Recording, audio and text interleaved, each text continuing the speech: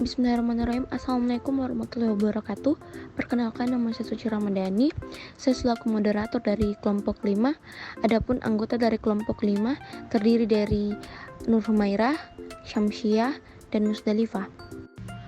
Oke, selanjutnya dibacakan oleh Musdalifah. Bagian A, Prolog. Tulisan ini mendapat ilham sebuah buku yang berjudul Social Problem yang ditulis oleh William Cornblum dan Joep Julian, version International Edition atau edisi ke-14.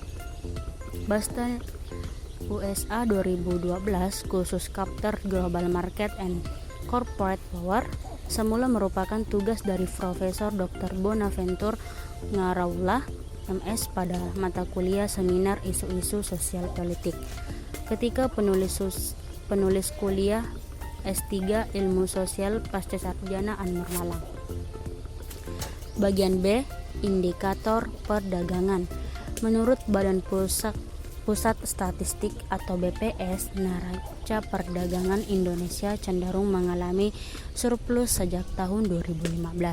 Suharyanto menjelaskan, berdasarkan catatan BPS, Indonesia sudah mengalami surplus neraca perdagangan sejak tahun 2015 dengan nilai surplus 7,67 miliar dolar Amerika Serikat dan 2016 surplus 9,53 miliar dolar Amerika Serikat.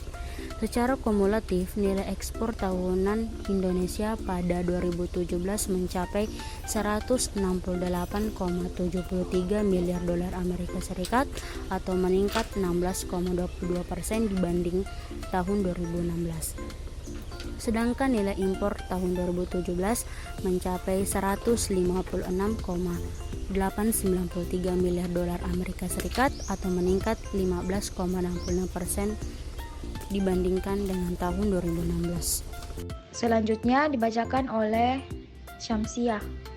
Bagian C, hakikat globalisasi. Ketika kita mendiskusikan tema efek globalisasi, seringkali sulit mendefinisikan secara tepat karena ruang persoalan dari globalisasi ekonomi, yang artinya kecenderungan berkembangnya pola-pola produksi di negara yang lain dan pola perusahaan sebagai aktivitas kecenderungan berkembangnya pola-pola produksi barang maupun jasa yang difokuskan pada suatu negara dan dikonsumsi di negara yang lain oleh perusahaan dijadikan sebagai aktivitas bisnis skala internasional atau di belahan negara yang berbeda-beda.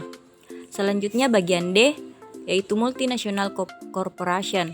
Konsentrasi perusahaan multinasional hanya pada bagaimana menanamkan modalnya atau investasi sebagai sumber penghasilan sebagai upaya untuk menghasilkan laba sebesar-besarnya, maka pasca Perang Dunia perusahaan multinasional ini melakukan diverifikasi usaha yang sangat beragam. Dan selanjutnya dibacakan oleh anggota saya yaitu Nur Humairah. Efek globalisasi terhadap pekerja Amerika.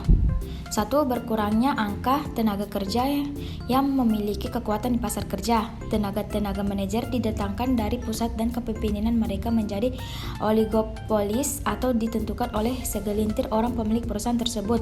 Pada tahun 1960, ada pekerjaan Amerika berada di sektor manufaktur ini, tetapi pada tahun 2008 terjun payung hingga 10,9%.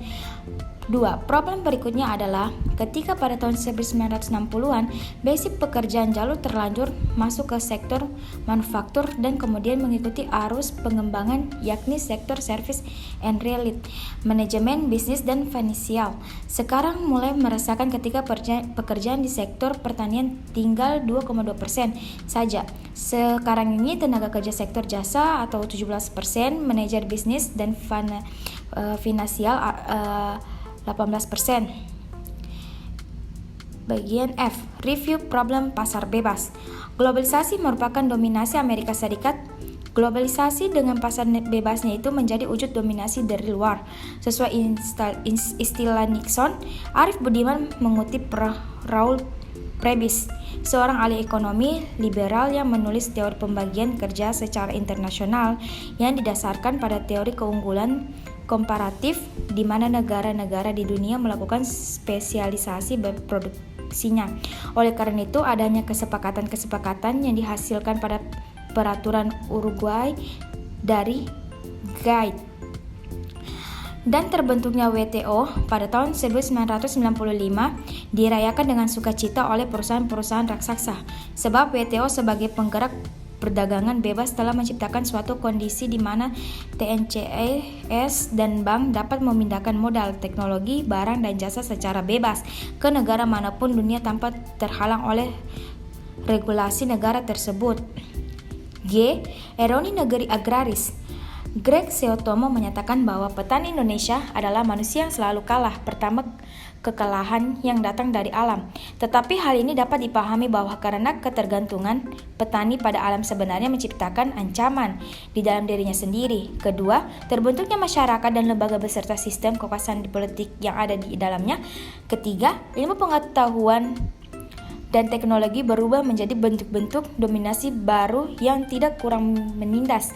Dari ketiga itulah panggung petani ditikam sehingga nyaris tidak bergerak apalagi menyelamatkan diri. Kesimpulannya yaitu sistem pemasaran adalah kumpulan lembaga-lembaga yang melakukan tugas pemasaran barang, jasa, ide, dan faktor-faktor lingkungan yang saling memberikan pengarah dan membentuk serta mempengaruhi hubungan perusahaan dengan pasarnya. Sekian dan terima kasih. Apabila ada kesalahan, mohon dimaafkan. Wassalamualaikum warahmatullahi wabarakatuh.